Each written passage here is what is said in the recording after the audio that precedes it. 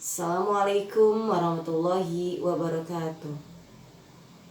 Hai teman-teman, gimana kabarnya hari ini? Mudah-mudahan teman-teman semua dalam keadaan sehat ya.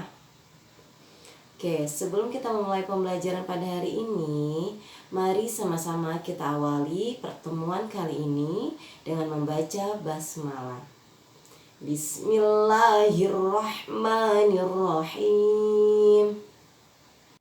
Baik teman-teman, untuk materi kali ini Miss Ayla akan menyampaikan mengenai pengertian bunyi. Yang kedua, syarat terjadinya bunyi. Yang ketiga, sifat perambatan bunyi. Yang keempat, jenis-jenis bunyi. Dan yang kelima, bagian-bagian dari telinga. Nah teman-teman, pernah tidak teman-teman itu berpikir bunyi itu apa ya? Atau kenapa sih bisa muncul bunyi gitu? Jika teman-teman sedang terdiam, tiba-tiba kalian memukul meja, apa yang teman-teman dengar? Atau saat teman-teman terdiam, tiba-tiba ada nyamuk terngiang di dekat telinga, apa yang teman-teman dengar? Teman-teman pasti mendengar bunyi atau suara kan? Nah, di sini Miss akan menjelaskan terlebih dahulu apa sih yang dimaksud dengan bunyi. Nah, jadi teman-teman, pengertian bunyi di sini adalah suatu gelombang yang dihasilkan dari benda yang bergetar. Nah, jadi sesuatu yang dihasilkan dari benda yang bergetar dan menghasilkan bunyi, maka disebut sumber bunyi, teman-teman, ya. Nah, teman-teman tahu tidak bahwasanya tinggi rendah atau kuat lemahnya bunyi itu bergantung kepada frekuensi, amplitudo, dan resonansi. Ya, nanti di sini Miss Ayla akan bahas apa sih yang dimaksud dengan frekuensi, apa yang dimaksud dengan amplitudo, dan apa yang dimaksud dengan resonansi. Ya, nah frekuensi ini teman-teman, frekuensi adalah banyaknya getaran per detik. Ya, jadi dihitung nih, frekuensi itu artinya banyaknya getaran per detik itu berapa gitu ya. Nah, tinggi rendahnya bunyi ditentukan oleh banyaknya getaran bunyi tersebut atau yang disebut dengan frekuensi ya.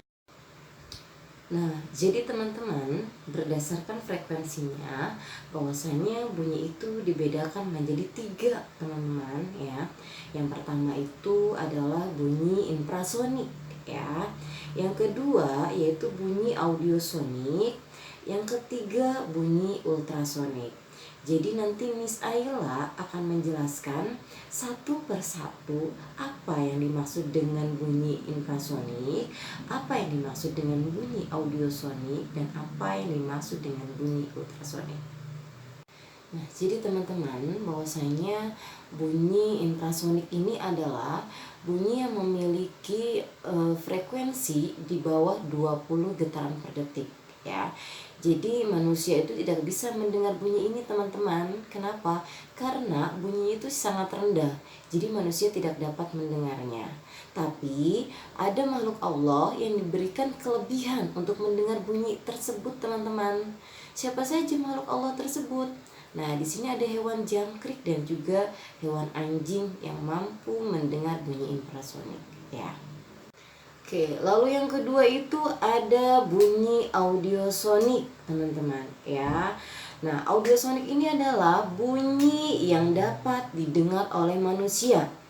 Nah, bunyi ini memiliki frekuensi 20 sampai 20 ribu getaran per detiknya, teman-teman ya.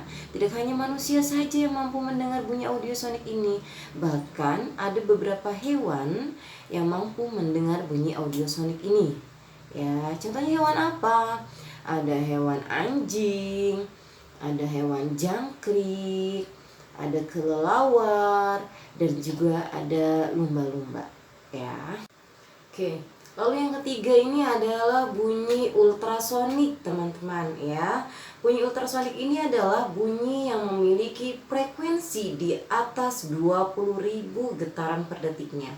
Jadi teman-teman, manusia tidak mampu mendengar bunyi tersebut. Kenapa?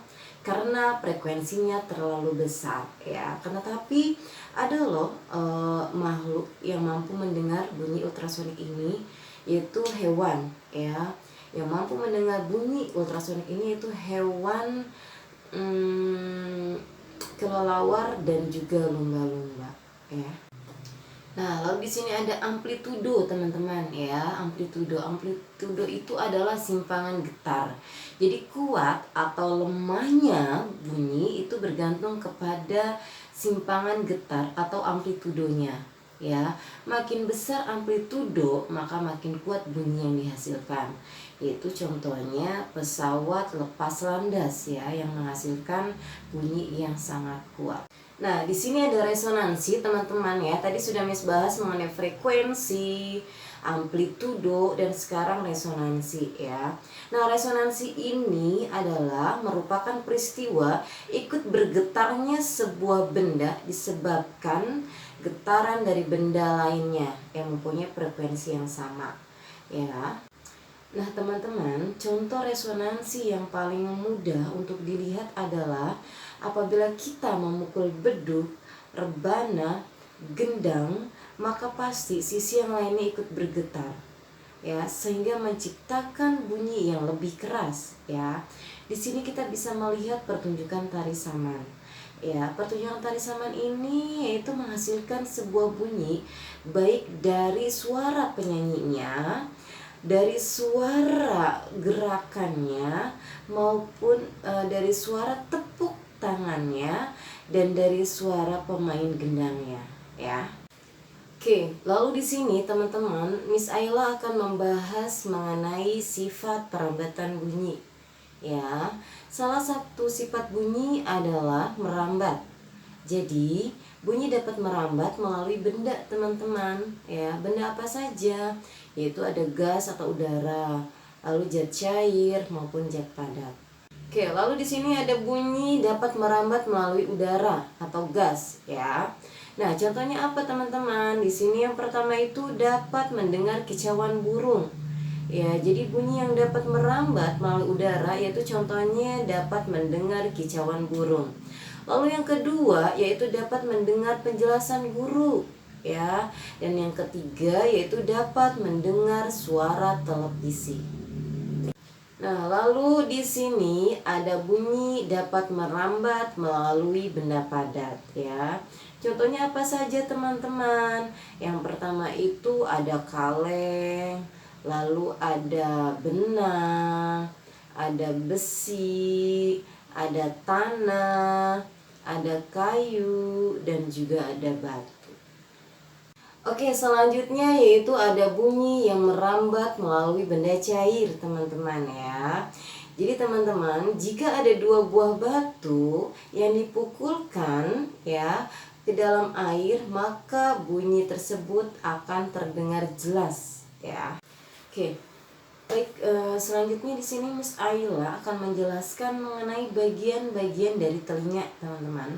Bagian telinga itu ada 3, teman-teman, yaitu terdiri dari telinga bagian luar, telinga bagian tengah, dan telinga bagian dalam. Oke, telinga bagian luar, teman-teman, yaitu terdiri dari daun telinga, dan bagian rongga telinga luar menjadi batas dengan telinga bagian dalam. Oke, Miss akan menjelaskan mengenai fungsi daun telinga ya.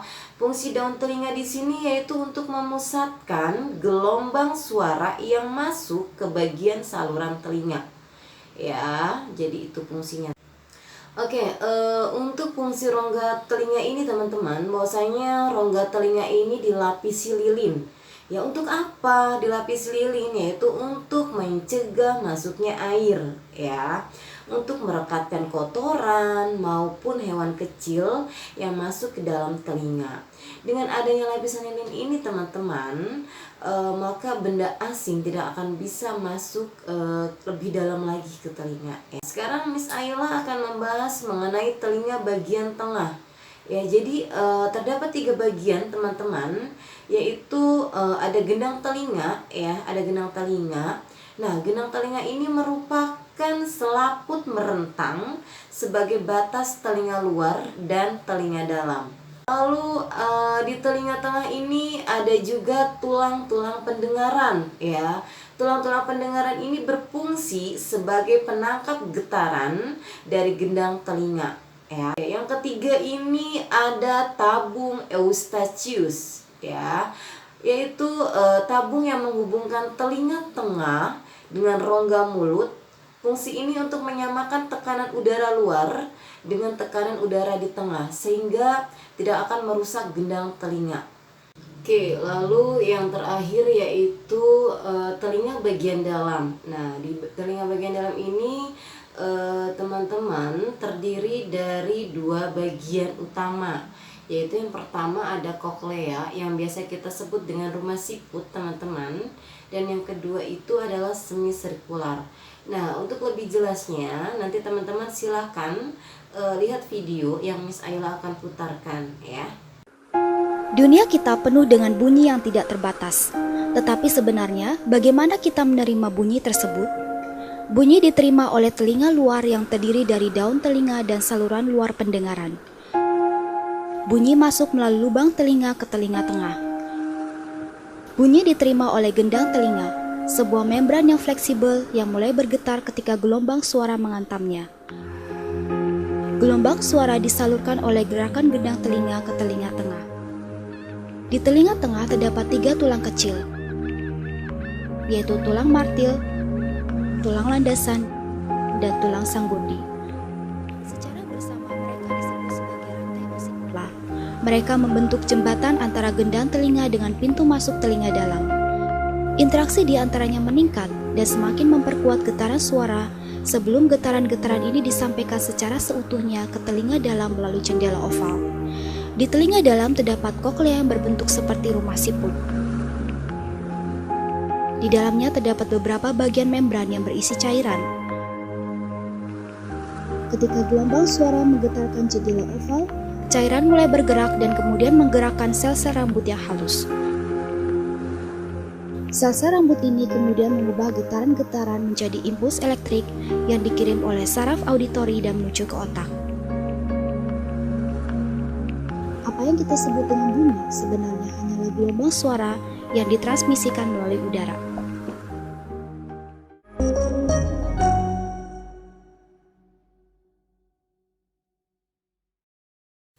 Oke, baik teman-teman, cukup sekian pembelajaran kita pada hari ini. Miss akhiri, wassalamualaikum warahmatullahi wabarakatuh. Bye-bye.